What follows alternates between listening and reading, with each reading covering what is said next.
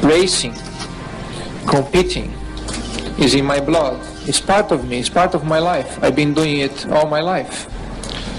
And it stands up before anything else.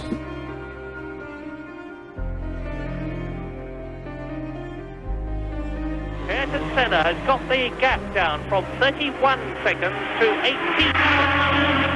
Yes, this means that at the current rate of progress, Senna, rather Prost, is going to have to find another gear, because Senna is catching him quite comfortably enough to do it well before the end of the race, with plenty of time to find a way around him.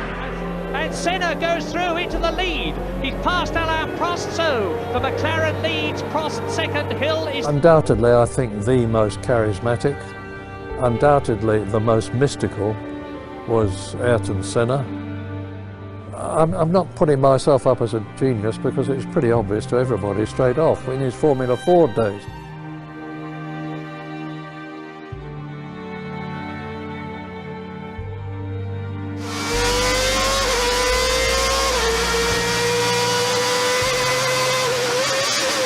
By being a racing driver, you are under risk all the time.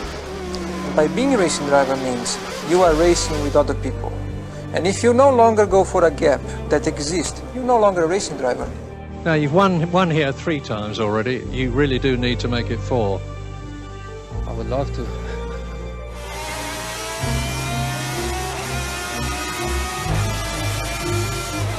One of the greatest drivers the world has ever known. He's known for his greatest but yet controversial moments both on and off the track. He's most notably famous for driving at Team McLaren. He's known for his record 6 Monaco victories, let alone his mastery and pure concentration of racing in the rain. He perhaps is one of the top 5 best drivers of all time. His name is Ayrton Senna.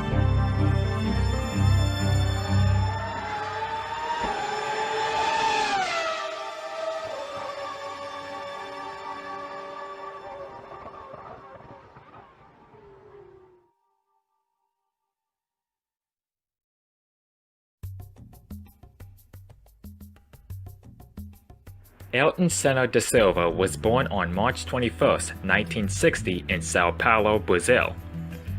The middle child of a wealthy Brazilian family, his father, Milton da Silva, was a factory and landowner. Senna's mother, Nadia Senna da Silva, was a granddaughter of Italian immigrants, while his father was born to a Spanish mother and a Brazilian father from Sao Paulo.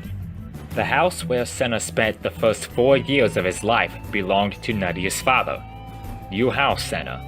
It was located on the corner of Avenida Aviador Guilherme with Avenida dos Santos Dumont, less than 100 meters from Campo de Marte, a large area where they operated the Aeronautics Material Park and an airport. While Senna was in school, he excelled in gymnastics and other sports, and started to build an interest in cars and motor racing at the age of 4. However, as a small boy, he had a poor motor coordination and had trouble climbing stairways by the age of 3. At the age of 7, Senna first learned to drive a Jeep around his family's farm, and also learned how to change gears without using a clutch. His father was always there to guide him.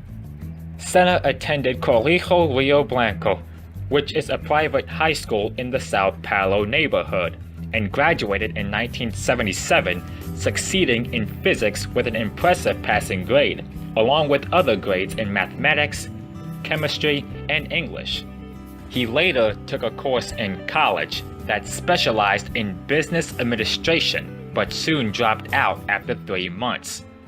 His grade was a 68% overall in that particular class, prior to dropping out. The more Senna learned about cars and driving them, the more he became passionate about it. When he was 4 years old, he got his first go-kart built from his father. The young boy he was at the time turned his favorite toy into the first stepping stone tool of his future career. When Senna decided he wanted to get into go-kart leagues, the family supported him. It didn't take long for Senna to take part in his first kart race, in which he started from pole position, later winning the race itself in dominating fashion. Already this kid had insane talent right from the start. In 1970, on his 10th birthday, Senna graduated to 100cc kart. Only problem, he was underage when it came to championships. However, he was able to practice on the local kart track. In the year of 1974, the same year Brazilian Sao Paulo native Emerson Fittipaldi won the Formula One World Championship for McLaren, Formula One came to the new Interlagos circuit in Ayrton Senna's hometown. Fittipaldi won, and as you can imagine, his home fans went insanely mad. All except for one. Senna, who was age 13 at the time Fittipaldi won, said that he didn't want to be the next Emerson Fittipaldi or Jackie Stewart, Sterling Moss, Graham Hill, or even Juan Manuel Fangio. He wanted to be the best and the greatest race car driver to ever live.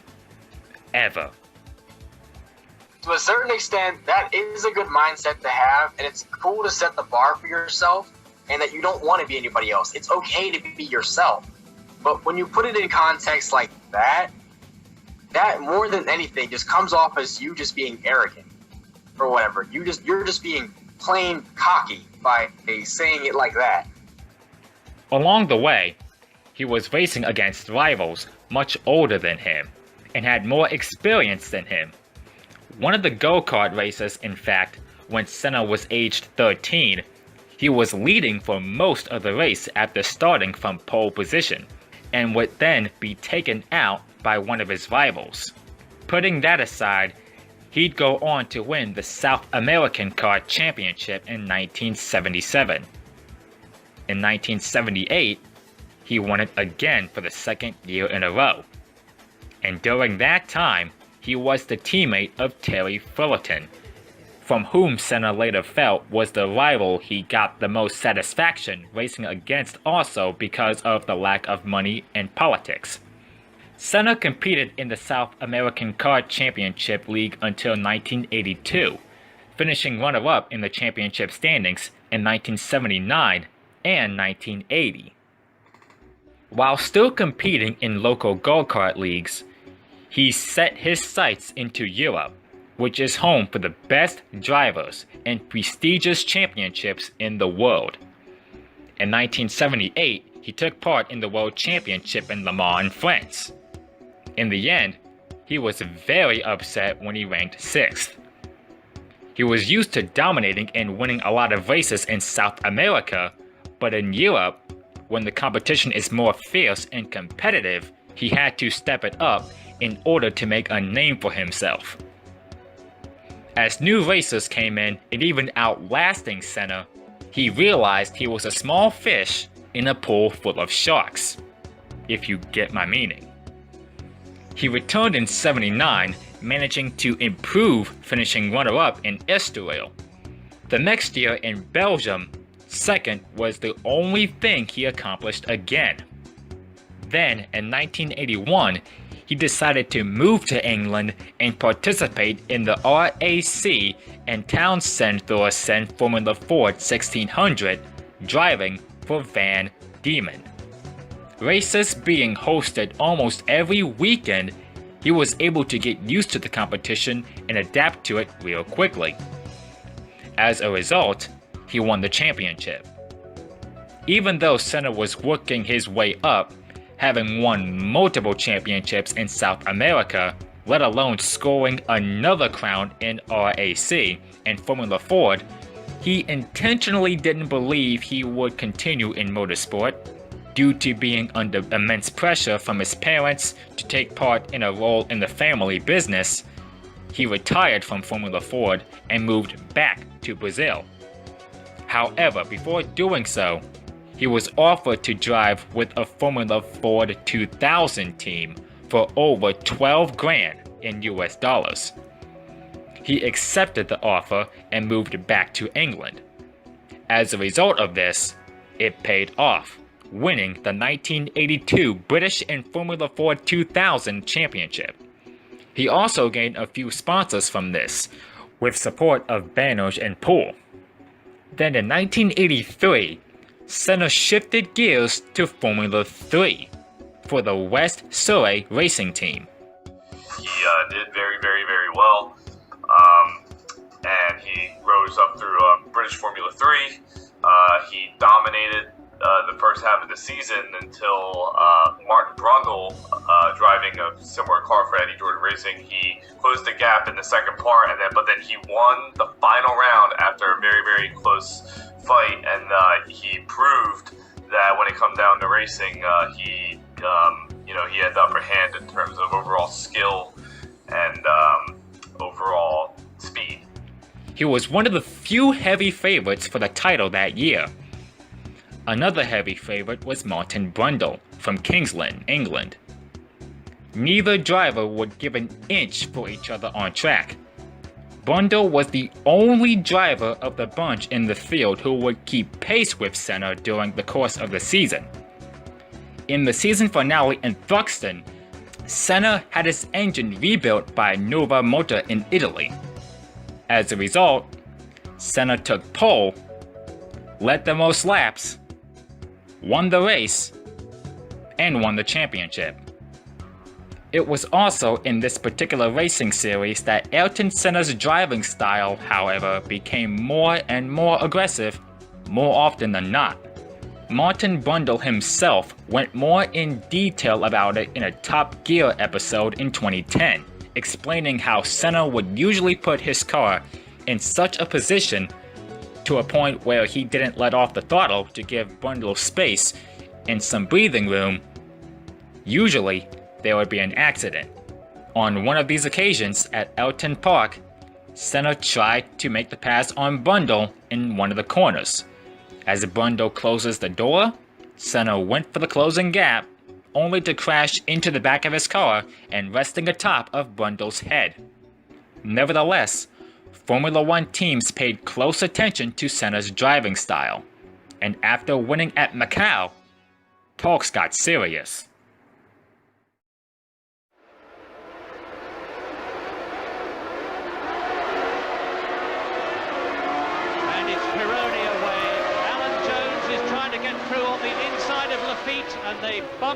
Formula One is quite different to other racing series. The team and engineer mechanics who built the best car wins. That's the way it's always been, and always will be. Senna knew this. He tried talking his way into Brabham. Considering Nelson Piquet was already there with Riccardo Patrese, that plan was out the window and vetoed. He then came to Lotus, but team owner Peter Warr and sponsors with the Lotus team were looking for a British driver, and they got Nigel Mansell as a result. He then went to Williams and actually did a testing session driving one of Sir Frank Williams' race cars at Donington Park, and his lap times were quicker than Keke Rosberg, who won the championship with the team in 1982.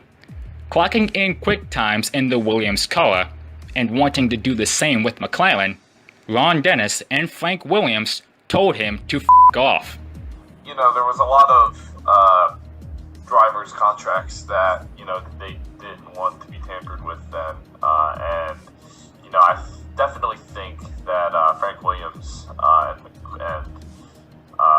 Ross Brawn both had the idea that if Senna would have driven one of those two cars, he might have taken somebody's seat.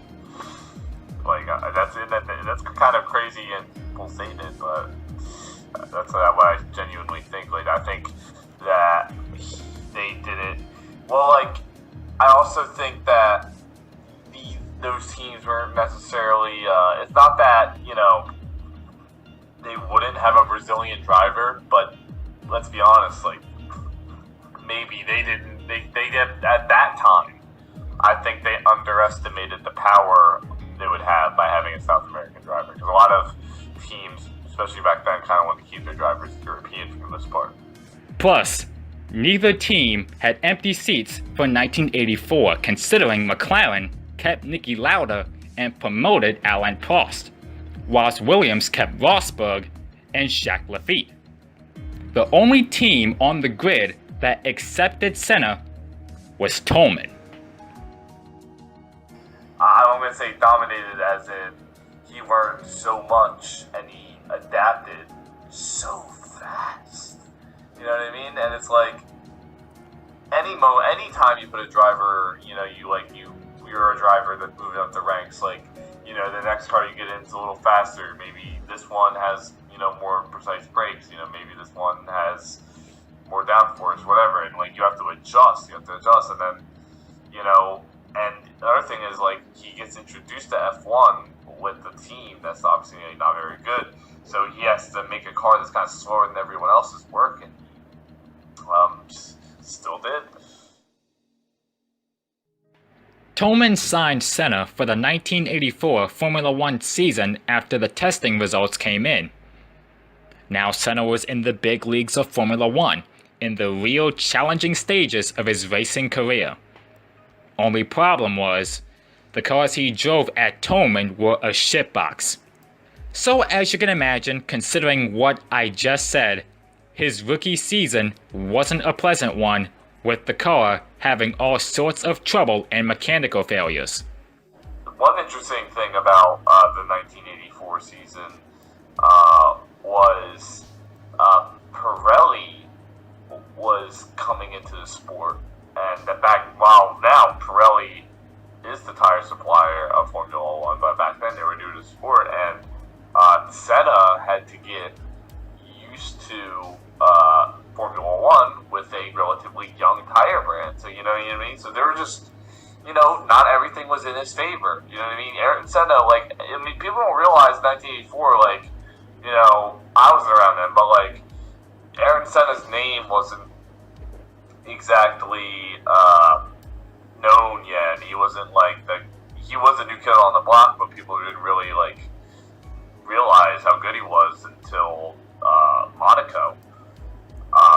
And even with that, like, you know, that throughout that whole season, he had to deal with, like, his crappy tires and his crappy car, and he was still able to, like, get point finishes. So, like, which is just, you know, even nowadays, like, it's considered a great drive if you can take a, you know, an Alfa Romeo or a Haas into the points. You know what I mean? And he was basically taking, I would even say, can go as low as saying, not quite a Williams S slow, but like pretty darn slow, and, you know, making the most out of the car, you know what I mean? And that's the whole idea, and of Senna's mindset that's to be reckoned with. No matter what you put the guy in, he's going to push it beyond its limits. And because fear didn't exist within Senna, clearly, you know what I mean? And he just because he knew fear would just make him slower. So, you know, if there was a corner that in reality, like, maybe a lot of guys would take in third gear going 80 miles an hour, you know what I mean? Like, he might, like, try to take it almost full throttle and almost die and take it to fourth gear going 100, you know? Like, who knows, dude? The season opener in Jacques Career in Brazil saw a turbocharger failure on lap 8, resulting in 26th. The next race he finished in 6th place, 3 laps down in South Africa. Following that was another 6th place run, 2 laps down in Belgium. The 4th round in Imola, he failed to qualify. In the French Grand Prix, the turbo blew up on lap 35. We now come to Monaco, where it was this race. It was Ayrton Senna's, by far, his best outing in his rookie year. Having to start the Grand Prix midfield in 13th, he showed he was one to be reckoned with when it came to racing in the rain. On this particular day, the rain came down really hard and heavy. Nevertheless, it didn't slow Senna down by any means. And there's Senna. That's what John Nielsen did in the Formula 3 race yesterday, and he went off very badly indeed. But Senna's made a marvellous recovery, and in these quite indescribable conditions, the Monaco Grand Prix continues. We're on lap 11 now. Yes, that is certainly the question mark over Ayrton Senna, because he's relatively inexperienced, and the problem with experience for a driver here is that it's very difficult to realise that this race, unlike most Grand Prix, in dry conditions, which is a sprint, and you drive flat out all the way, we're very much in a survival battle. And Ayrton Senna, going very quickly, might continue to try and go too quickly. And whilst I think he's capable of winning this race, I think it's very unlikely, because I don't think he quite has the experience. Slowing, picking off, and passing car after car, he found himself second behind Alain Prost. As Senna was closing in, Prost constantly waved his hand out to get the stewards and the FIA to stop and call off the race. Sure enough, on the 31st lap, the race was called off as soon as Prost came to a complete standstill to complete the lap. When he does, he parks his car, knowing that he won the race. However, Senna kept going and had no idea the race had been called off at the last minute. Crossing the line to complete his next lap, he thought he was the one that won the Grand Prix. But apparently, as it turns out, when Alain Prost brought his car to a standstill, and as the heavy rain showed no signs of stopping, the race was official at that point, and the race was his 3rd win of the season at that point. Senna, ranking P2 at the end of it all, claimed that the FIA cheated him out of his first ever F1 victory. Again, this is the only highlight of Senna's rookie year. The rest of the season, he wouldn't come that close to a victory despite 2 more podium finishes, both of which were 3rd place runs. During the entire season, he'd give feedback to his engineers about every single detail of the car and how it was handled on track, and also how the car can be improved. It was during his rookie campaign he approached commentator Murray Walker during one of the race weekends and said, "Why are you pronouncing my name like that? Ayrton. It's not Ayrton, but Ayrton." Murray soon changed the pronunciation, later receiving hate mails from South Africa, United Kingdom, Canada, and others at the end of it all. Shortly after, he changed the pronunciation back. If anyone talked about the whole ordeal in the paddock, Senna knew about it. When the 1984 season came to an intense conclusion between the 2 McLaren teammates of world champion Niki Lauda and his teammate Alain Prost, coming up just short by half a point, Ayrton Senna's rookie stats looked like this: 0 wins, 0 poles, 0 laps led, yes, that lap in Monaco did not count, 14 out of the 16 starts, considering failing to qualify in Imola and crashing out before completing lap 1 at the Nürburgring.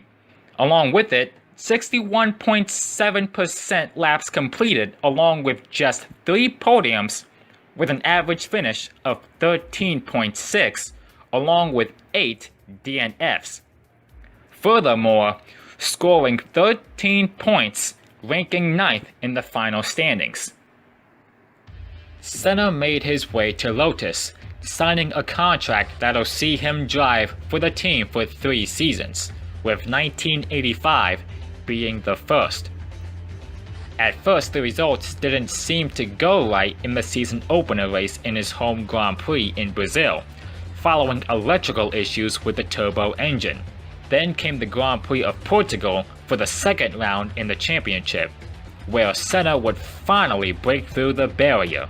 Not only did Senna score his first pole position, but also put on an incredible and mind-blowing drive in the wet, slippery conditions, managing to lead every single lap en route to his first career Formula One victory, taking top honors on the podium. This man, Ayrton Senna, in the JPS team Lotus, he exits the corner and he comes down the straight, and apparently, am I seeing things correctly, there's been, out goes the checkered flag, and Senna has won the jubilant Team Lotus mechanics, and off goes Mansell. Nigel Mansell goes off but rejoins, and Ayrton Senna has already got his shoulder straps undone, and you can see that this usually totally unflappable, imperturbable Brazilian is for once absolutely beside himself with, look at him, both hands waving with joy. Victory then at the Portuguese Grand Prix for Ayrton Senna, with Michele Alboreto second, Patrick Tambay third, Elio De Angelis fourth, Nigel Mansell fifth, and Stefan We're changing all the sixth. time, even corner by corner. Brake problems because the carbon disc brakes give some trouble in wet conditions, but apart from that, the car was marvelous. The team have provided me with a fantastic car, and I'm very, very grateful for that. He had a fast car in Imola as well, scoring pole position for the second consecutive weekend. Unfortunately for him, and for others in the Grand Prix itself, Senna didn't have enough fuel to make it to the end, and his tank went dry. Although, he had to be at least satisfied leading the most laps. Now we come back to the glamorous streets of Monaco, where Senna once again started from pole, being one of the favorites to win, and hopefully nothing controversial taking its toll. Senna pushed it to the lead in the early stages. He led for the first 13 laps, and right after that, the engine gave up on him, ranking P16. Same goes for Montreal, finishing in 16th again. Senna took pole honors in Detroit, only to crash out in the late portions of the Grand Prix. There was worse to come. Engine failure at the Circuit Paul Ricard in France, injection at Silverstone finishing outside the points range, and a transmission let go at the Nürburgring. As you can imagine, Senna was pissed. Not even podium finishes at Spielberg, Zandvoort, or Monza can make it up, considering the inconsistency in the last several weekends, prior to finishing second and third at those circuits respectively. Spa-Francorchamps, Senna led all but one lap to claim top spot at the podium. He again showed he was forced to be reckoned with coming into Brands Hatch, where he qualified on pole yet again, and finishing runner-up to Nigel Mansell, who won on home soil. South Africa and Australia were the final 2 races on the calendar. Senna took pole in one of these events, being Australia, but unfortunately the engine let go in both Grand Prix. Just like that, Senna's first year with Lotus was in the books. With that being said, his sophomore year stats look like this: 2 wins, 270 laps led, 6 podiums, 7 poles, 75.1% laps completed, having an average finish of 9.1 despite the 9 DNFs along with it, scoring 38 points, ranking 4th in the championship.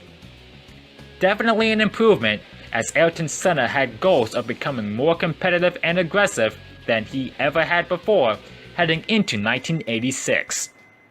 His second year with the team was definitely better than the first. He won 8 pole positions that year, which was the most out of anyone on the grid. Not to mention, this was the very same season he barely edged out Nigel Mansell for the race win in Jerez by 14 thousandths of a second. Senna with the big advantage of being in front, but Mansell with the advantage of fresh tyres and a considerably greater degree of grip. So into the last stages of the Spanish Grand Prix, they're coming down to the S's now, which is about halfway round the last lap. And very shortly, as Senna runs a bit wide and goes up onto the curbing, Mansell is going to be on the rear wing of the black and gold Lotus with its Renault engine, and he is. Now, this is the 140 mile an hour turn 10 into turn 11. And Mansell could conceivably take Senna coming out of the hairpin on the final approach to the last straight of the Spanish Grand Prix. It's all going to depend on the exit from turns 14 and 15, which they're approaching now. Then into turn 16, the hairpin. It's going to be one of the closest Grand Prix finishes, whatever happens, that we've seen for a long, long time. They're coming up to the hairpin now. This is it. Down into second gear, and Mansell, if he gets it right, can sprint out of the rear wing of Senna's car. Senna moves across. He's keeping Mansell back, and he wins. Mansell won't like that any more than he likes at Brazil, but there is no doubt about the fact that Senna was taking advantage of the fact that he's got a clear circuit in front of him to keep Mansell back, and Ayrton Senna has won his 3rd Grand Prix in the Lotus here at Spain today by, what, a car's length or even less from Nigel Mansell. A brilliant drive by both of them. He came close to winning the inaugural Hungarian Grand Prix in Budapest, but Brazilian native and rival Nelson Piquet did what he needed to do, passing Senna in the closing laps to claim the dub. Senna was satisfied, but wasn't satisfied enough for a couple of reasons. Firstly, he finished second, and he had catching up to do in the championship standings as he sat second behind Nigel Mansell, heading into the next race in Austria. It was from that point on, Senna lost all hope chasing that exclusive world title. Mechanical failures and running out of fuel on one occasion did him in, and his chance at the world championship were over right then and there. Alain Prost won the championship for the 2nd year in a row. Senna ranked 4th in the final standings for the 2nd year in a row. And that was that. Overall, Senna recorded 2 wins, 8 podiums and pole positions as mentioned before, led 135 laps, having a percentage of 70.8% in terms of laps completed, along with an average finish of 9.3 and 7 DNFs. 1987 was his last year with the Lotus team, and Senna was more keen than he ever was in the last 2 seasons to give the team not only the Drivers' Championship, but also the Constructors. It turns out, the following season was slightly better than the last one. Despite early issues following an engine failure in the first race of the year in Brazil, and a spin-out with Nigel Mansell in the 3rd race in Spa, Senna was wickedly consistent and rarely finished or qualified outside the top 10. His final 2 wins at Lotus came at Monaco and Detroit, scoring back-to-back wins. The victory in Monaco would be the first of 5 more to come. Spoiler alert right there. But despite his consistency, it still wasn't enough to claim the Drivers' Championship, nor the Constructors' Championship, as both of which went to Nelson Piquet and Sir Frank Williams. Having scored 57 points, ranking 3rd in the Drivers' Championship, 19 points off of Piquet, Ayrton Senna wrapped up the 1987 season with 2 wins, 8 podiums, 108 laps led, 93.1% of laps completed, along with an average finish of 5.9, with a small number of 4 DNFs. Recapping 1987, the Williams duo of Nigel Mansell and eventual champion Nelson Piquet were the dominant drivers with dominant cars on track. Senna couldn't stand losing out to the two drivers on most occasions, and because of it, it was announced midway through the season that he was leaving the Lotus team and finally going to the historic McLaren racing team for 1988, partnering up with Alain Prost, who already had 2 championships to his name with the team. At least Senna finished ahead of Prost at the end of the 1987 season, considering Prost ranked 4th in the championship standings, scoring 46 points. After private meetings with Ron Dennis, who was at the time the team principal of McLaren, the decision was made final and it was official. Ayrton Senna was going to be teammates with Alain Prost for the 1988 season. This was actually the real turning point in Senna's career, as many more wins, accomplishments, and of course controversy was coming his way.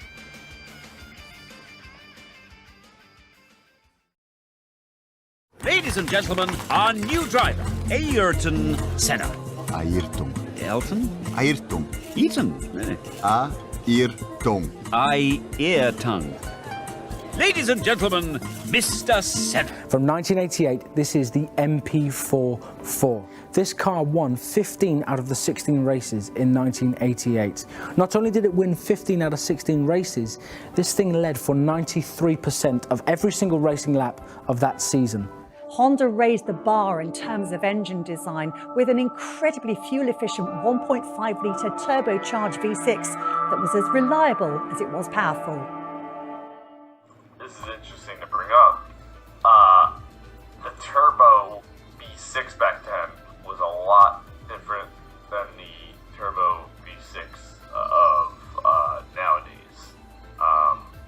And the McLaren team somehow, like, there's this, like, even Mercedes is master, like, his master goes back in 2014. There's this little component, well, not little component, there's this little thing that happens between the engine and the turbo, and how you can, how quickly you can have the turbo release energy out of the engine. And McLaren with Honda, you know, really found a way to do it. And obviously they just built a monster car that year. So yeah, the car was taking Formula One by storm. Like, it was, you know, it was one of those deals, kind of like, you know, it was really like a Mercedes deal. You know, like you compare Mercedes' dominance now to the dominance of McLaren then. But a very interesting thing, you know, in the Brazilian Grand Prix in 1988, Ayrton Senna was disqualified. You know, so like that, you know, yes, the car was taking Formula One by storm, and that's evidence right there, because right off the rip, the FIA was, you know, putting the hammer down, like, knowing, like, yo, this is over the top here, you know what I mean? And either way, they still dominated the whole season. For what was going to be one of, if not the most dominant car in Formula One history, was ready to take it to the track after test sessions were complete and modifications were put in place. Prior to the announcements and showing off the new McLaren Project 4-4, Alain Prost could have vetoed Senna's promotion, but instead went with the flow and allowed it. The two would outright dominate the 1988 season and were a serious threat to win a Grand Prix every race weekend. Of course, it was this very same season Senna won 8 races, which was the most he gained in a single season of his career, and out of anyone else on the grid, including his teammate Alain Prost, who won 7 races, including the Monaco Grand Prix. Speaking of which, Senna was on a whole nother level when Formula One arrived back in Monaco that year. He won the Grand Prix the season prior, and definitely had the car to do it all again this time around. During qualifying time trials, Alain Prost looked to have pole position in his hands. When Ayrton Senna drove onto the track, he blew everyone away with his blistering lap time. 1.4 seconds was the margin between Senna and Prost, and it was Senna who now had pole position. On the day of the race, the McLaren duo ran 1-2 all day. Senna was on a tear, pulling away from the pack and his Frenchman teammate, clocking in the fastest lap of the race, and was multiple seconds in the lead. Midway through the race, Prost was still running second, but almost a minute behind. Senna pretty much had the race in the bag with only a handful of laps remaining. It was from that point he realized he was no longer driving consciously and was in a different dimension. In other words, his inner speed demon really took control of him at that point. In fact, he received a radio message from one of his crew members that said, "You are so far in the lead, slow down." Senna ignored the message and pushed even harder.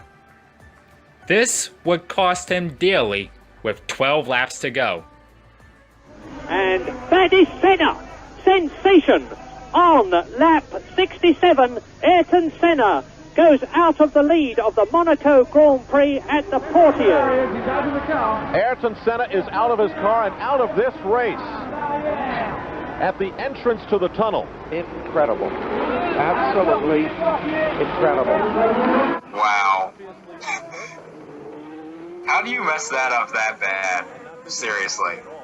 Such a moron.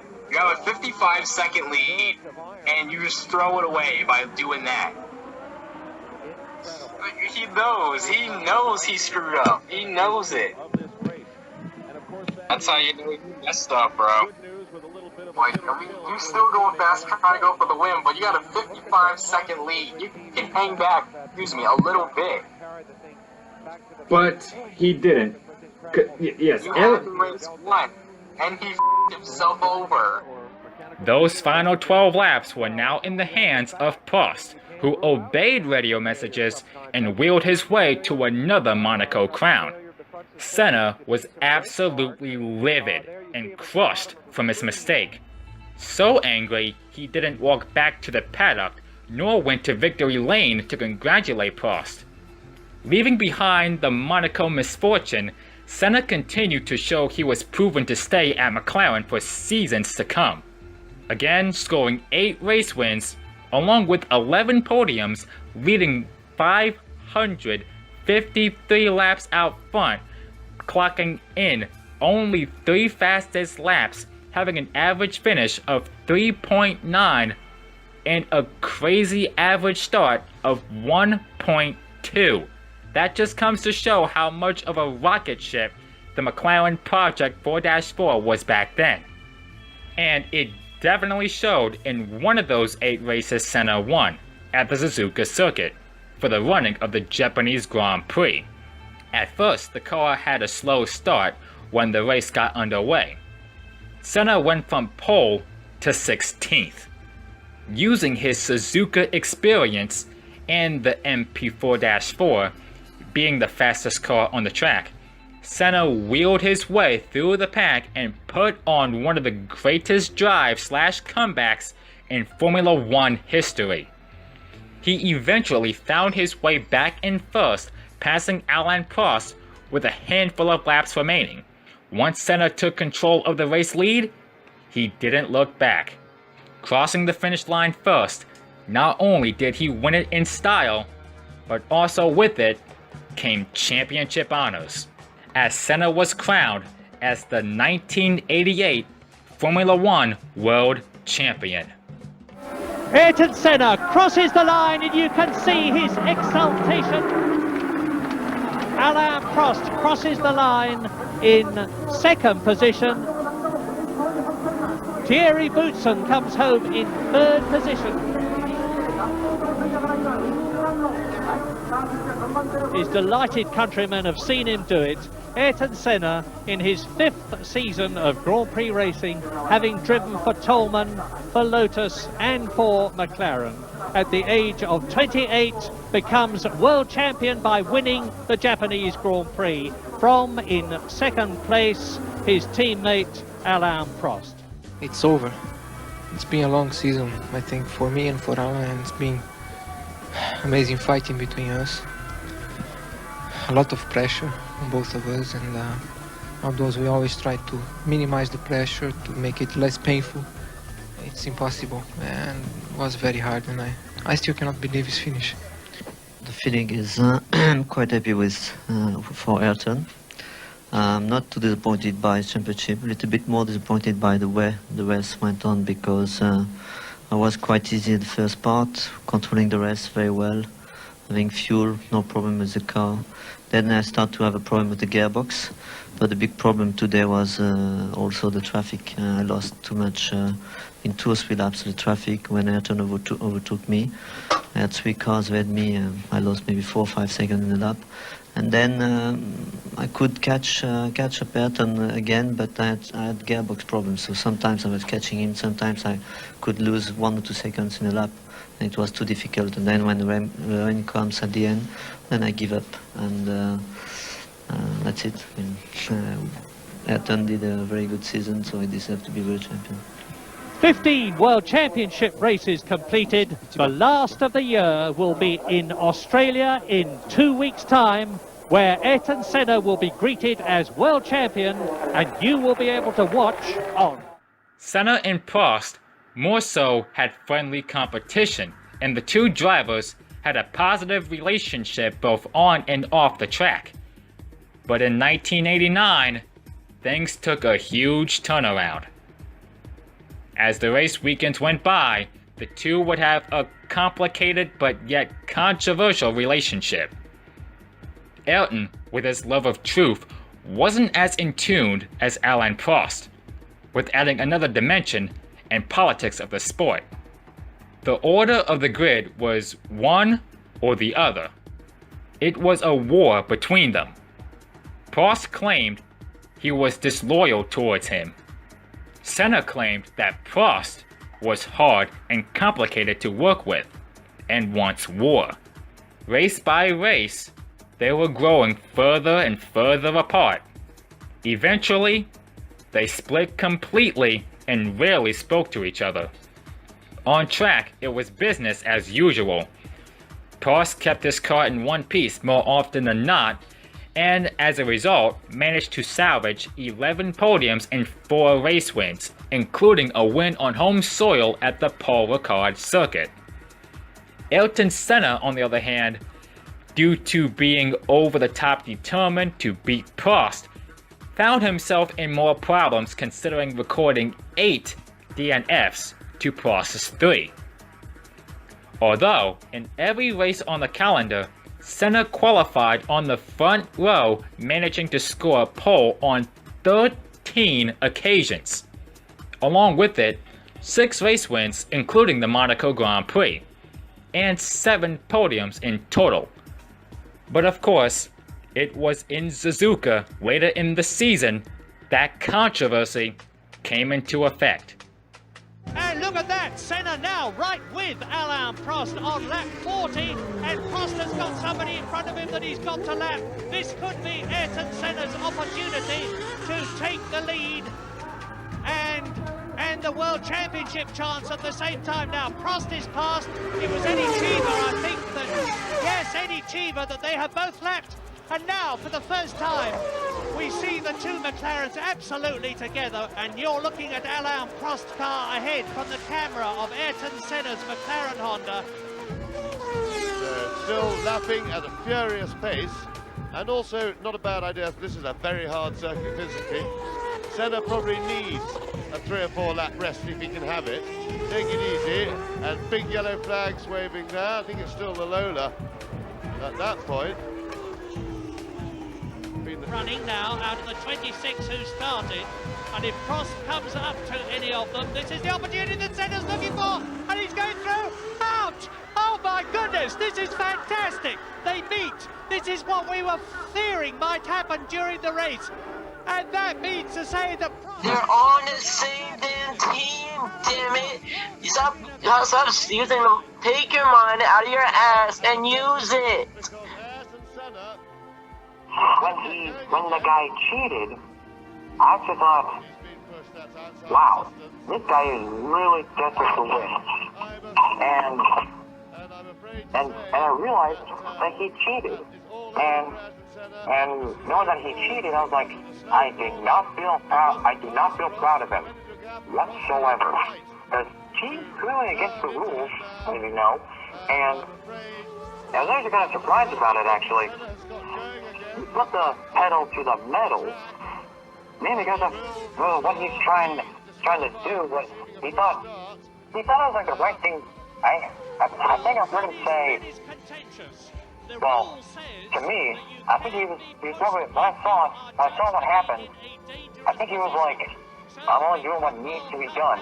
Bullshit! That's not even the right thing to do!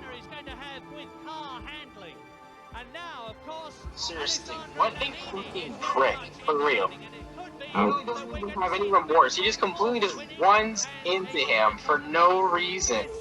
And he was happy with doing that. He just literally kept right on going. Because seriously, if he knew he wasn't in the wrong, he wouldn't have just kept going. He just kept on going. He didn't think he was in the wrong, so he just kept on going. Every time this argument comes back up, we've seen more racing. And we've seen, you know, racing happen, okay? And I'm telling you right now, he outdrove Alain the whole season. And I'd say their whole rivalry. But that season specifically, Ayrton Senna truly tested Alain Prost more than Alain Prost had ever been tested before. And in that very moment, like, you know, if you know the Suzuka circuit and you can visualize the last chicane, you know, there's a very quick right-hander right before it goes left on the straightaway, and in that right-hander was where Senna made the move, and then Alain hit him, and then Senna just wound up going straight, you know. And but again, that comes back to what I said. Ayrton Senna, in that moment in time, had the apex. You know, every driver will tell you, even when they're doing laps or whatever, like, you have to hit the apex. And when you're battling somebody, he had the apex. And then yes, he wound up going straight, but the reason why he went straight, he hit him, you know, like this racing. But, you know, but then to see after that happened, how Senna just kept going, just came in and he kept going. And then he just finished the race and he won the championship.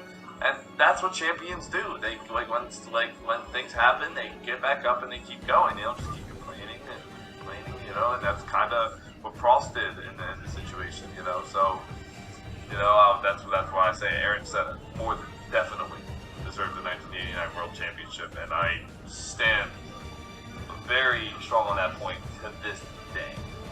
Sometimes you just got to do what you got to do, and that's racing. Like, for any person that gets involved in racing, sometimes to get what you got to do what you got to do, and that's not always going to please.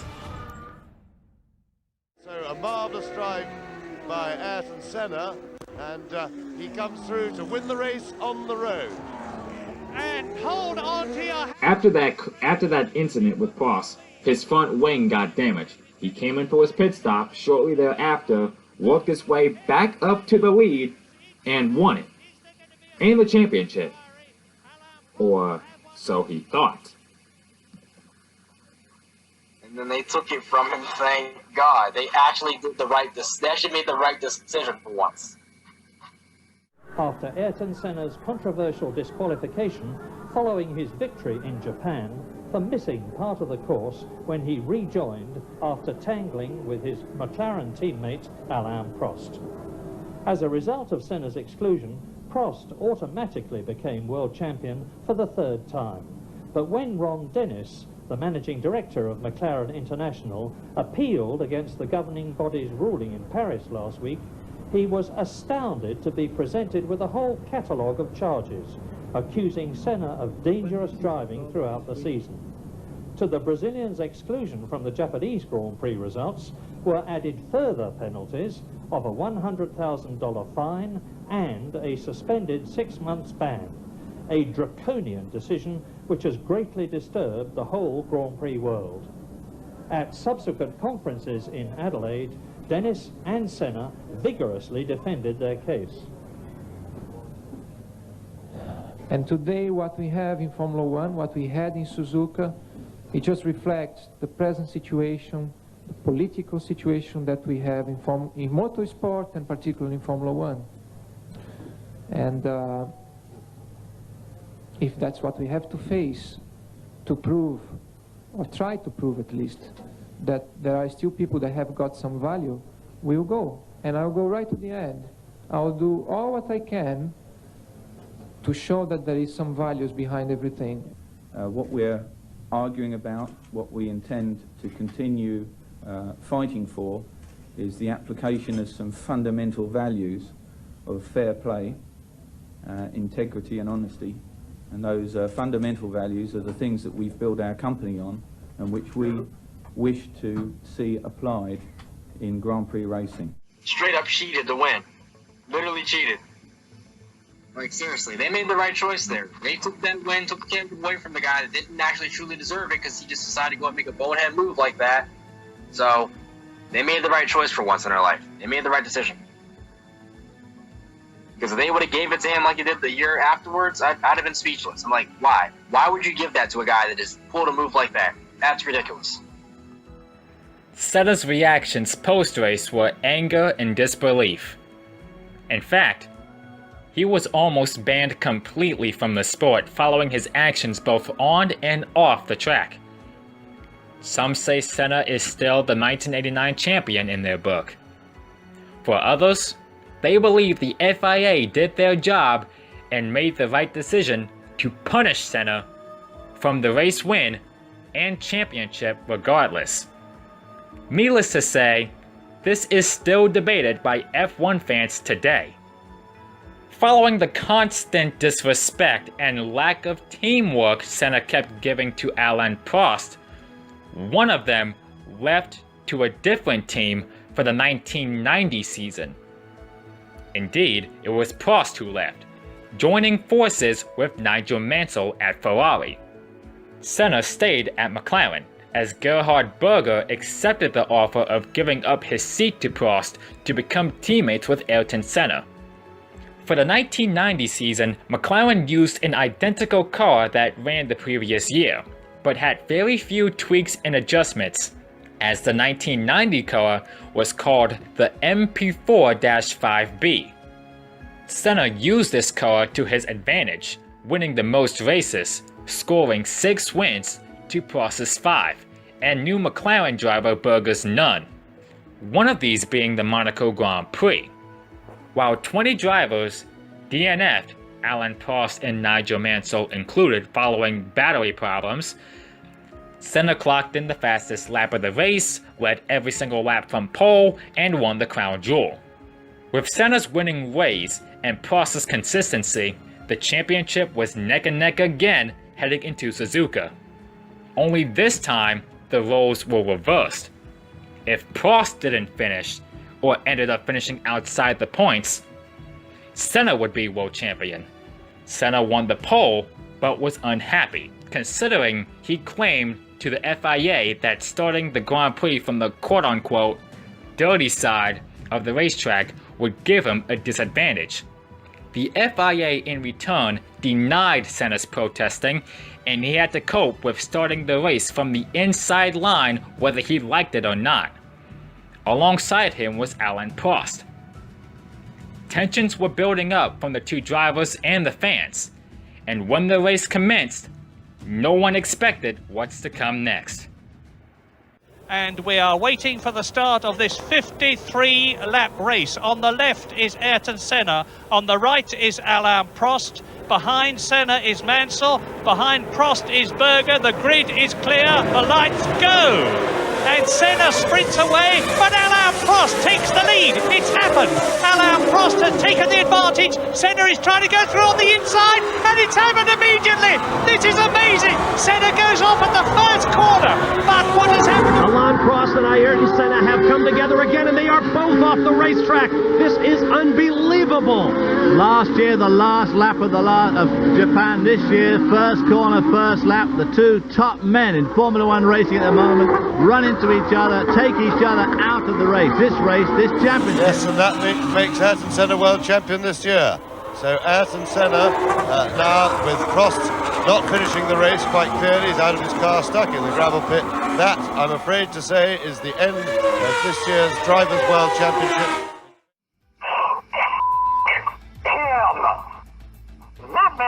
That guy should go to hell for that. I believe that he deserved the championship because how like either Senna or Prost, like even though one of them clipped the other tail end of the car, I think it clearly showed that Senna won the championship overall. He does not get away. There is no way he gets away with doing all of that shit right there without getting a freaking penalty. If I am the FIA, I am parking his ass for good. If anything, he gets suspended for the rest of the season for that. No championship. He is docked so many points, the biggest points penalty in history at that point in time, and he is gone. He's parked for the rest of the race and suspended for the rest of the season and does not win the championship. The rest of the season? Or suspended? Period. Suspended for the rest of the season indefinitely. Not winning that damn championship. You are not allowed to do shit like that. And he's parked for the rest of the race. That is unacceptable.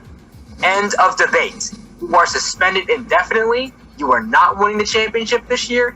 That's it. You are not debating it. Think about it. I mean, if you're going to that corner already like 140, 150 miles an hour, and obviously their safety was not up to par then at all, and you know you're flying at a turn, and he very well knows like he could have gone because he's really hurt when that happened, and he still did it. You know what I mean? And I think it was just the mindset. Like I mean, think about it. He's like, you know what? I'm going to go for it. But if I mess up, I still win. You ever think about that? Like his mind. Like sometimes you just gotta think about like what you would do. You know, if you're gonna be on the other side of oh yeah, Senna cheated and it was cheap and he ended the race in the first corner. You know, that's not racing. That's how you do that. It's like on 99.999% of the time, yes, that is true. But if you were in his shoes and you had this one opportunity to make this unbelievably ballsy move that you could get away with, would you do it? Would you do it?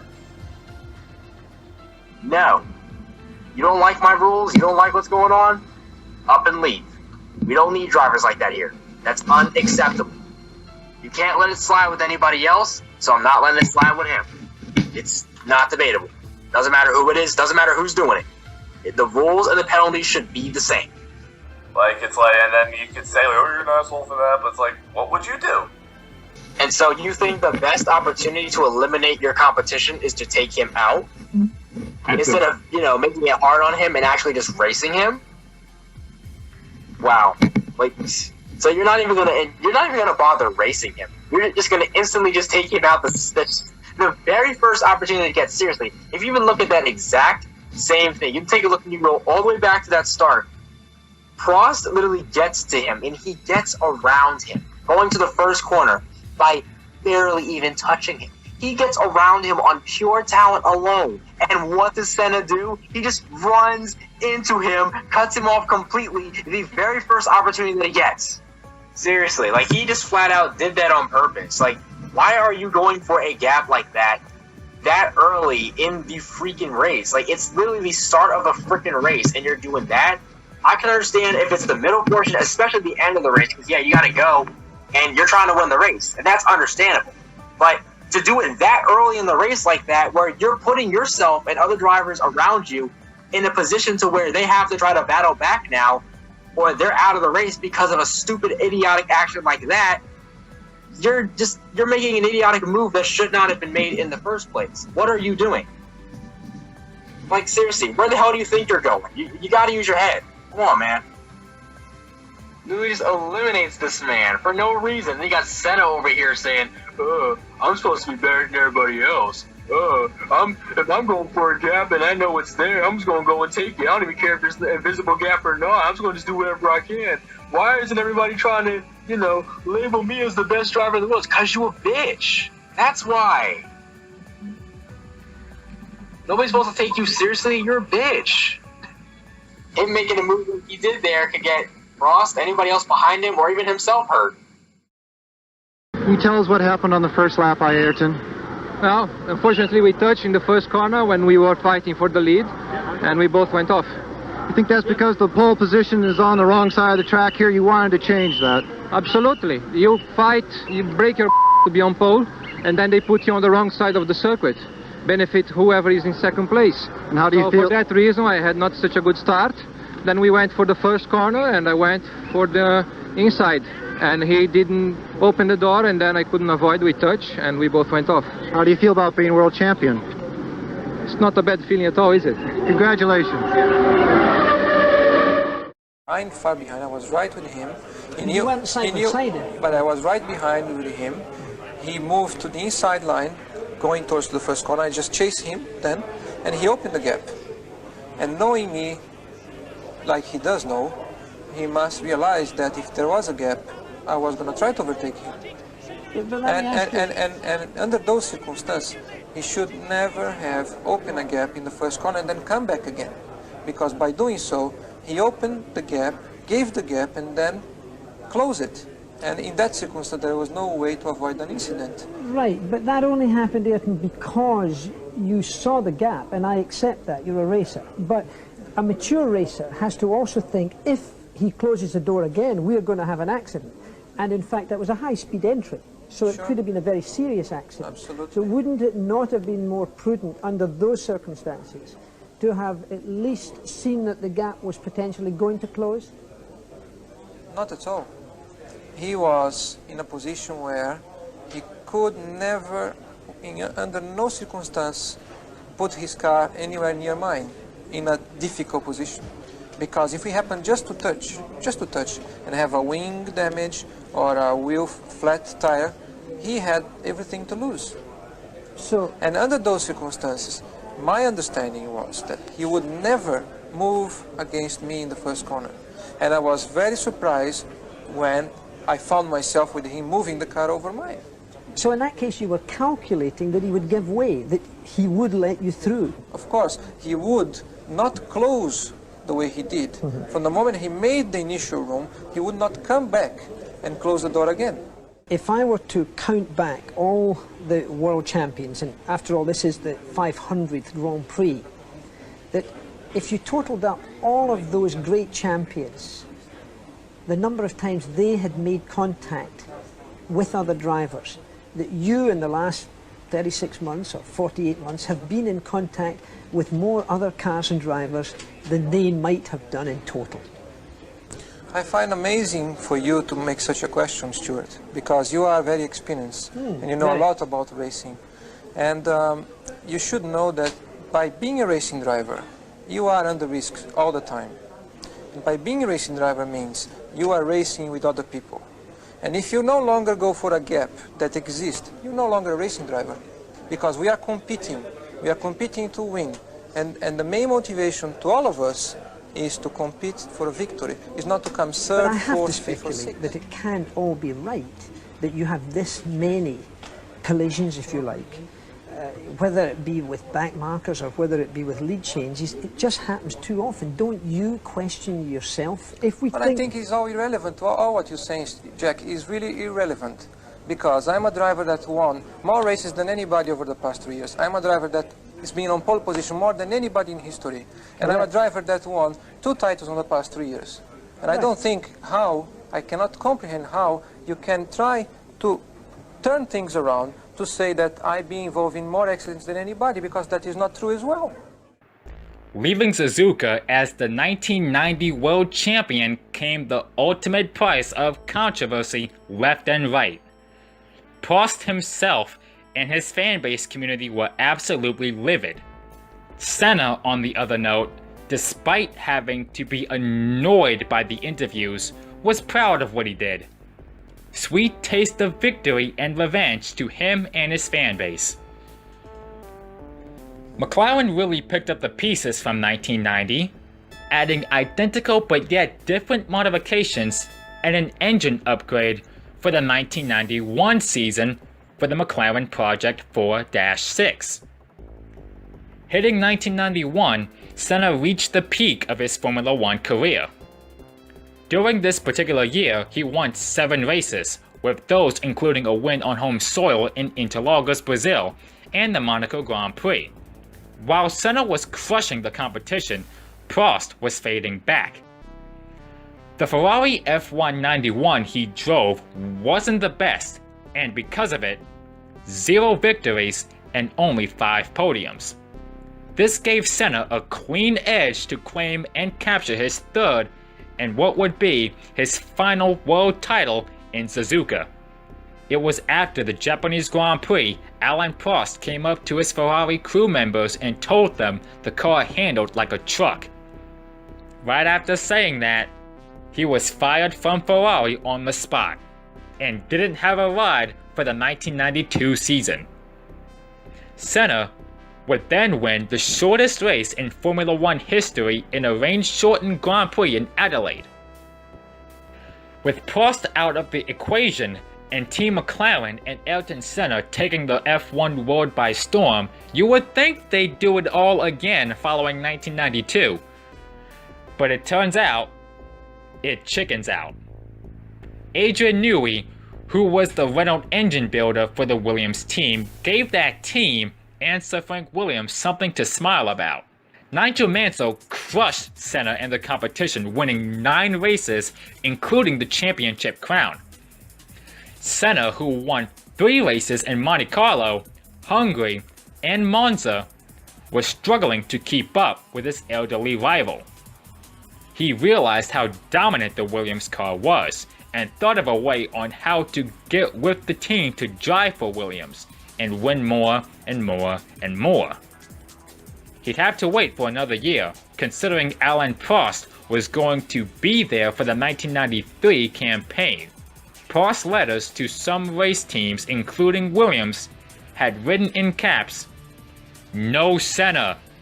Can't say I blame him. Back to the 1992 season, it was the same year Senna saved the life of Eric Kumas in Spa. I hope I said his last name right.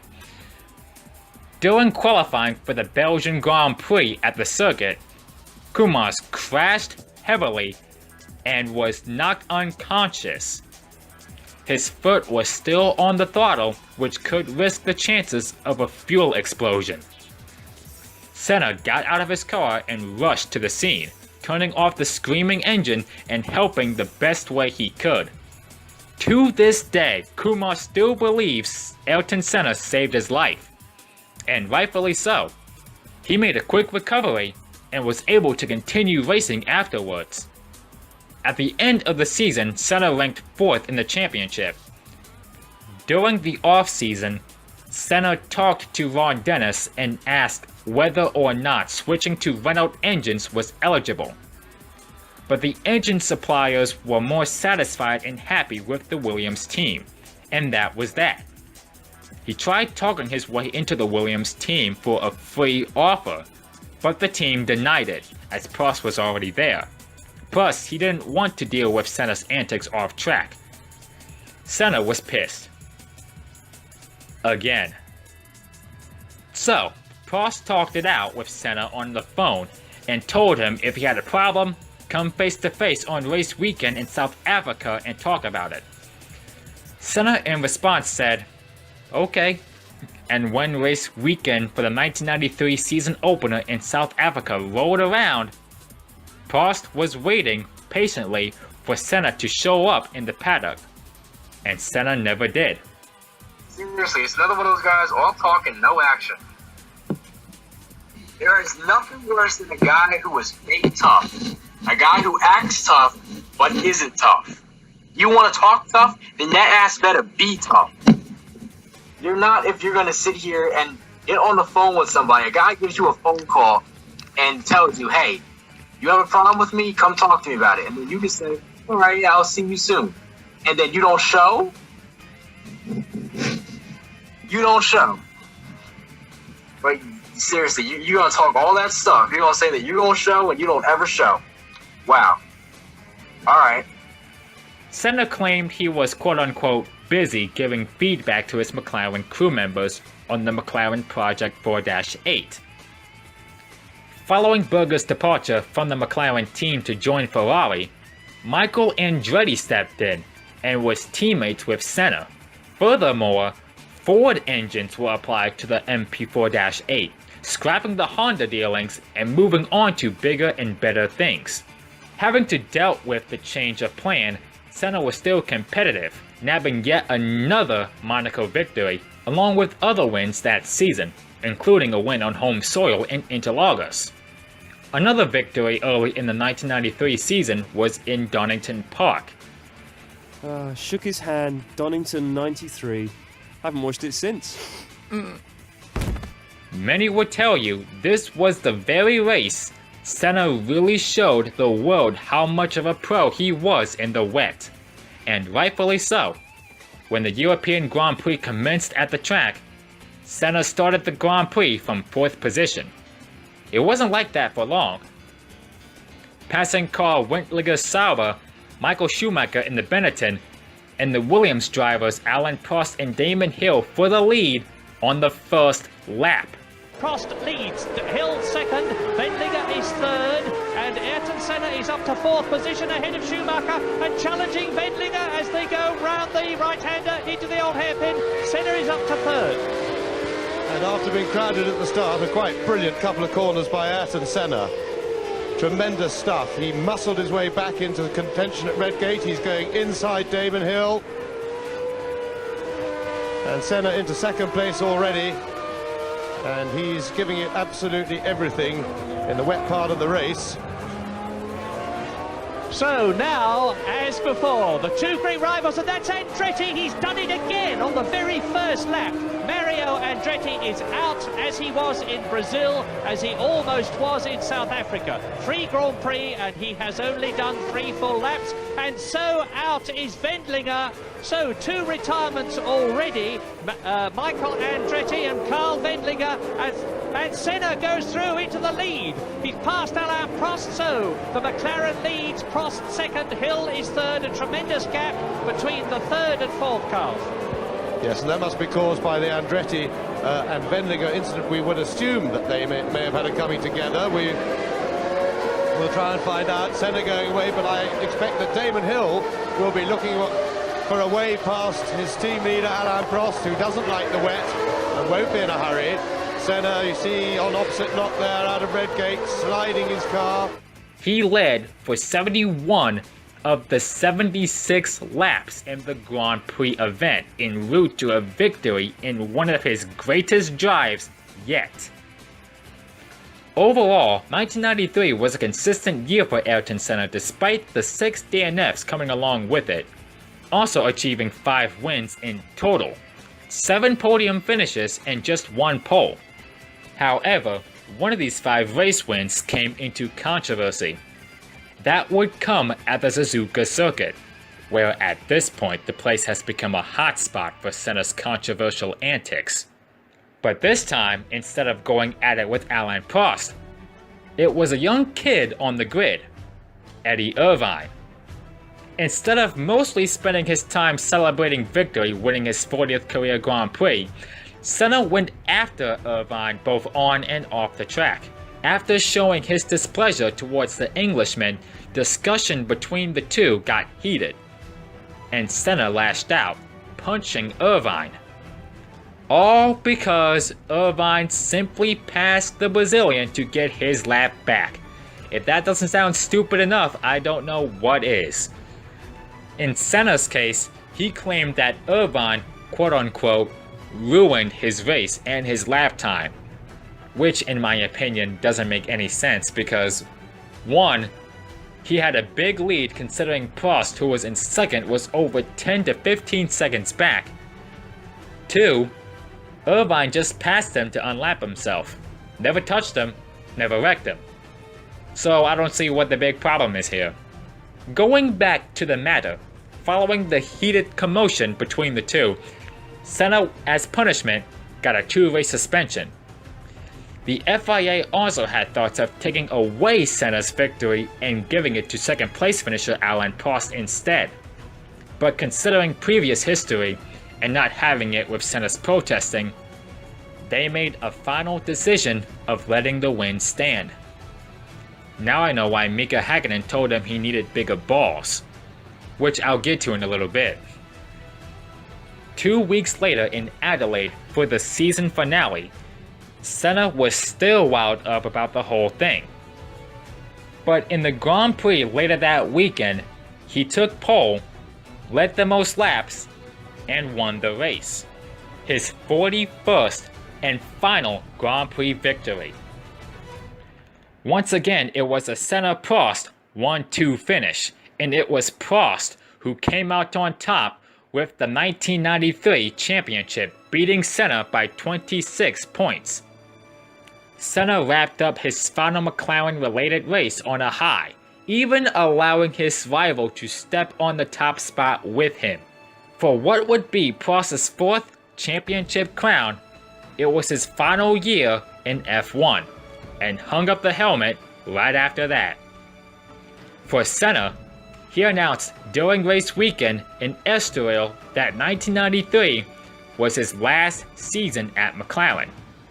Estoril so happened to be where Mika Häkkinen told Senna he needed you know what, considering Senna got pissed at Häkkinen for having the faster car in qualifying. Plans for 1994 got underway. With Prost now retired and no other driver available to take his place, Senna was called up to accept the offer from the now dominant Williams team to fill up the empty spot. Finally getting the Williams drive for the first time since 1984 preseason testing wasn't an easy one. The past history Senna had with Prost and Mansell had Sir Frank Williams questioning whether or not giving the Brazilian the drive for his team was worth it. Reminiscent of the days Senna had battling with Prost and Mansell for the championship, both Prost and Mansell were racing on the team. On some controversial occasions, Senna would be pissed at Prost and Mansell from losing to them. One of these examples being the conclusion of the 1992 season when Mansell won the championship. After Nigel Mansell celebrated championship honors, Senna was sulking in terms of losing another world title and the fact Sir Frank Williams hired Alain Prost to give him the drive for 1993 instead of the Brazilian. Either way, Senna was pissed.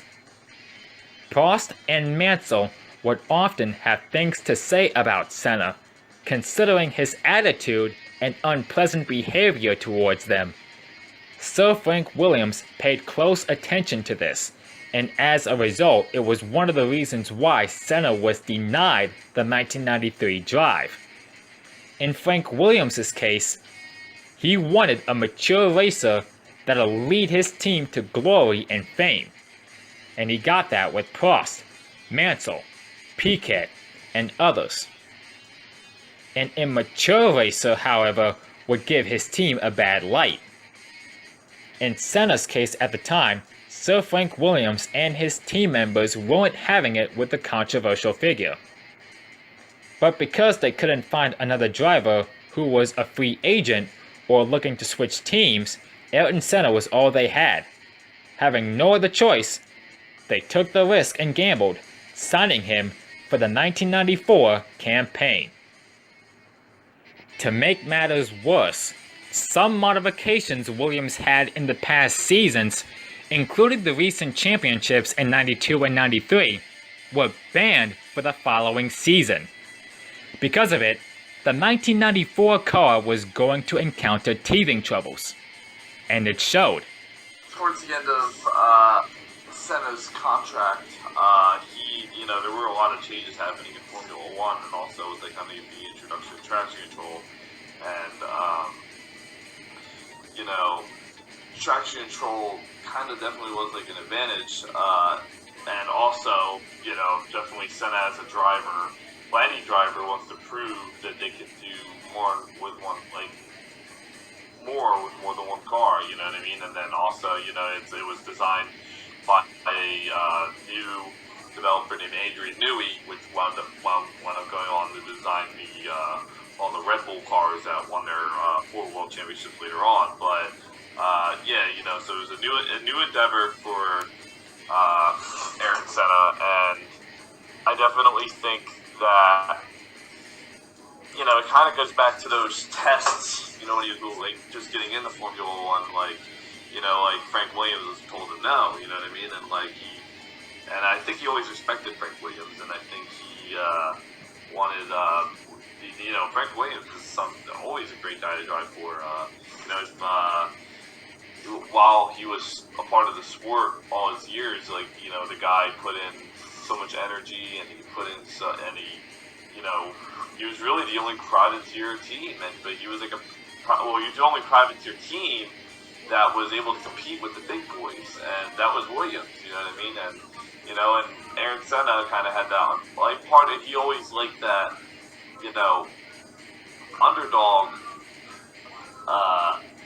mindset, Senna, a little bit. I mean, like, yeah, Senna liked to be at the top, but, like, Senna liked to be at the top on terms of beating the best, and Williams was the best attempt any team ever had at beating teams like Ferrari and McLaren, because Ferrari and McLaren really were the class in Formula One for a very long time. Senna showed positive results with pole position outcomes with the stricken car, but it was on race day that things took a huge turn. First race was home soil in Interlagos. Found himself spinning out of contention in the late stages, after pushing it too hard, catching up to the leader Michael Schumacher. Senna claimed that the car and engine Schumacher was using in the Grand Prix was not legal. End results for Senna was P13, and as for Schumacher, it was a dub, and 10 points in the bag to start the new year. The Pacific Grand Prix in Tanaka, I hope I said it right, was next, where once again, Senna took pole. When the Grand Prix got underway, his lead lasted for only a second. Schumacher gets around him to take the lead heading into the first turn. Mika Häkkinen in the McLaren clips Senna's rear, sending the Brazilian into a spin, then gets hit by Nicola Larini in the Ferrari, which really ended Senna's day. The Brazilian, of course, was livid with Häkkinen again. Fortunately, in Senna's case, karma bit Häkkinen after 19 laps following issues with a faulty gearbox, joining Senna on the sidelines. 2 races in, 2 poles, 0 wins, and 0 points. Things weren't going according to plan. In San Marino, the hype train was rooting for Ayrton Senna to do something in the upcoming Grand Prix in Imola for the 3rd race of the season. As most of us motorsport fans know, this particular weekend was one of the darkest, overshadowed by tragedy. In the meantime, Senna was still comfortable in the new Williams relationship, but was uncomfortable with the car, especially during Imola race weekend. Practice, he struggled to keep the car in control, determined to clock in valid quick times that'll benefit him for both qualifying and the race. Meanwhile, fellow Brazilian native Rubens Barrichello had a vicious crash in the final corners. Thankfully, he was okay for the most part despite having a broken nose. On qualifying day, Senna for the 3rd consecutive weekend scored pole position honors, which was the good news. Bad news? Tragedy would strike. 33-year-old rookie Ronald Ratzenberger crashed heavily at 190 miles per hour, which immediately fractured his skull and was killed instantly. When Senna heard about the Austrian's death, he couldn't hold back the tears. Sid Watkins, an F1 doctor told Senna an open suggestion, having to hang it up, calling it quits, and go fishing. He's the fastest man in the world, won 3 championships, 41 victories up to this point, and one of the greatest drivers to ever race in Formula 1. Ayrton Senna, in response to the suggestion, said, "I can't quit. I have to go on." That saying would prove to be critical later.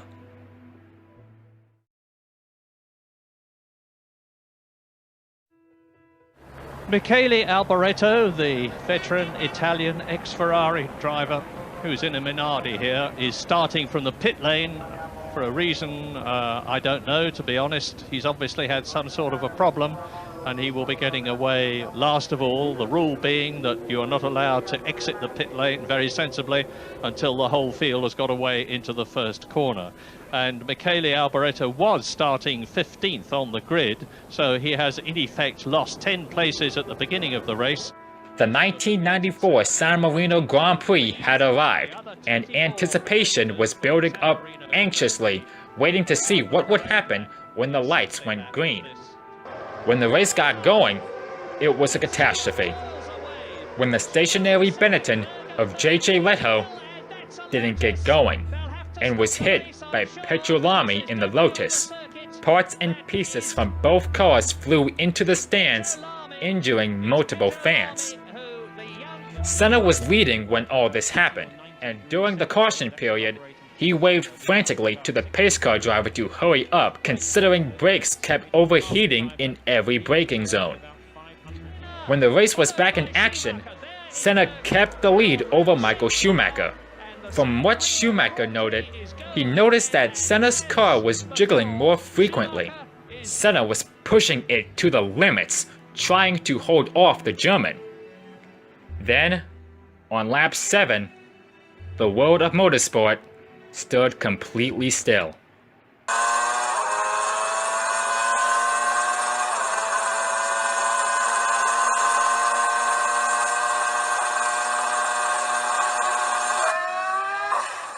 Senna! My goodness! I just saw him plunge off to the right, and Senna has joined Petrolami and J.J. Leto in a shattered motor car. You can see the debris on the right. What on earth happened there? I don't know.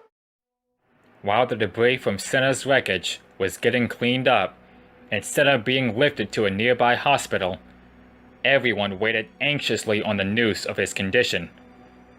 And later in the afternoon, the news broke out, and Ayrton Senna was pronounced dead. In Brazil, his death was marked as a national tragedy. His body was shipped back to his home country, and the funeral service was broadcasted live just 4 days after the crash, and was also given full military honors. Alain Prost, Gerhard Berger, Sir Jackie Stewart, Rubens Barrichello, Emerson Fittipaldi, Ron Dennis, and more were among those that attended the funeral. Ayrton Senna was age 34. In conclusion, Senna and Ratzenberger's death was a wake-up call for more safety measures to be put in place for Formula 1 right after that. Williams was able to pick up the pieces later that season and almost won the championship with Damon Hill, but lost it regarding controversial circumstances. From that point on, and even to this day, the Williams cars honor Ayrton Senna by putting a small Senna logo on the car, in honor of a man who is one of the greatest Formula 1 drivers of all time. In honor of a man who's won 41 Grand Prix, finished on the podium 80 times, along with 65 pole positions, 3 world titles, and a legacy that'll live on forever. In honor of Ayrton Senna, a flawed genius behind the wheel.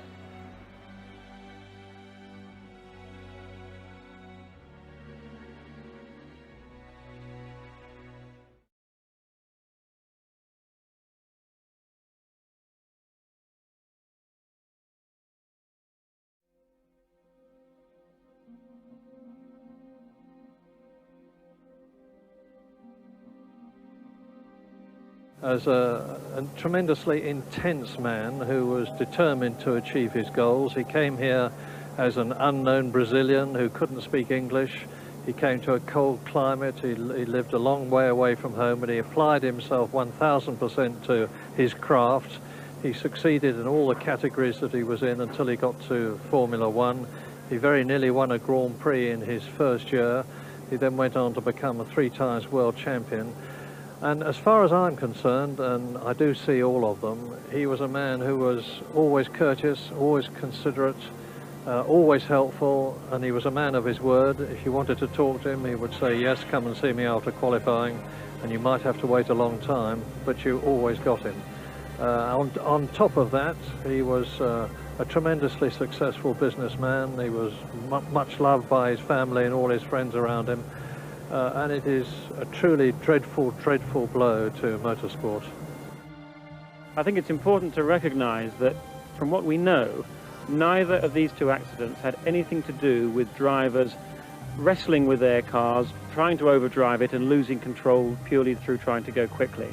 I think in both situations, in both circumstances, something has broken, possibly with the car, possibly some debris on the circuit, possibly a tyre. There has been some outside influence rendering the driver no chance of controlling the vehicle, and with the very high speeds that we see here at Imola, plus the fact that those high speeds are seen on swerving parts of the circuit, the car will almost certainly go off the road and hit the concrete walls either side. We talked before the race, with the change in regulations, there are new and greater demands on drivers this year.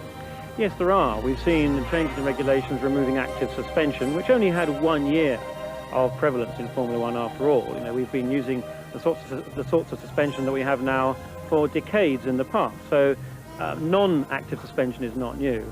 And indeed, nor is getting rid of traction control. Traction control is undoubtedly an aid to safety, in the same way that ABS braking is an aid to safety under braking.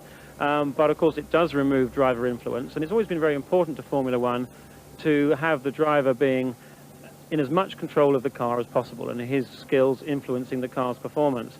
But again, those kind of changes, particularly removing traction control, sure has meant the cars have been harder to drive, but really at the slower parts of the circuit, it's easier to spin the cars. But once again, I emphasize that these 2 incidents had nothing to do with drivers losing control of their vehicles while pushing them to the limit.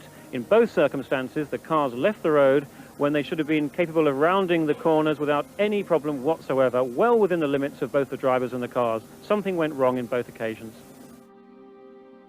It's phenomenal, and I can't even contemplate what it would have been like.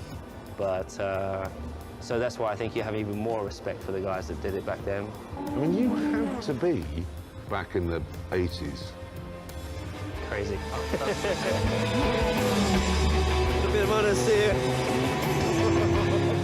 You know, you've got your Mansells, Piquets, Prost. The drivers were incredible, and do you think that shining out from all of those drivers in that great era, Senna rose to the top? Senna rose to the top. I don't want to go in. Let's do another lap. I love the fact that he would fight for his own, what he truly believed in. It's just everything. He puts everything into getting that lap, and he had no fear. That's what I loved about it. I love this car. I love it. When you look at his racing career, and when you look at the amount of talent that he has, that's obviously a big thing that everybody can talk about, because he, no doubt, I'm never going to take that away from him. Just like I don't take it away from Kyle Busch either. Both drivers have an ostensibly just amazing amount of talent. If I was living at the time Ayrton Senna was doing his thing before his death in 1994, I would definitely tell you, even though I wouldn't have liked him, I could still sit there and tell you that he is definitely one of the best of all time. Still definitely in the prime of his career at that point too, for sure. No doubt about it. Very, very skilled, very talented driver. Knew what he was doing, won a decent amount of races, a lot of races. Very, very talented. I mean, when you win that many races and you're always competing for wins week in and week out, it proves you're talented. You have a very big amount of talent and you can win races. And he is a very, very special driver, and he has caused a ton of controversy throughout his life because of how fierce of a racing driver he was, but he inspired a lot of people in his country in the process of being in Formula One, and he is a legend and a force to be reckoned with for the stand of time. So that's pretty much a brief overview of how I view Ayrton Senna. Something broke. Here's your answer. Something definitely broke. There's no way in hell he did that on purpose in his own power. No way in hell. It has to be his gearbox. Just there's no way he would just hit his ship going higher and higher and higher to the point where it will crash and kill him instantly. It did kill him instantly though. But still, it has to be his gearbox. It can't be nothing else. I'm not even though I'm not that good at knowing NASCAR, that's what I believe, and I think he deserved the championship because, like, as you seen in the video, he crossed it first, and like it seemed like it was a good race overall.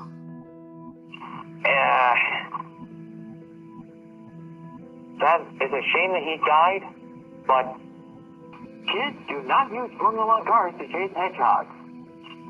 But due to what he did and due to the controversial things he got, I got mixed feelings about the death. Like, a part of me feels kind of bad for him.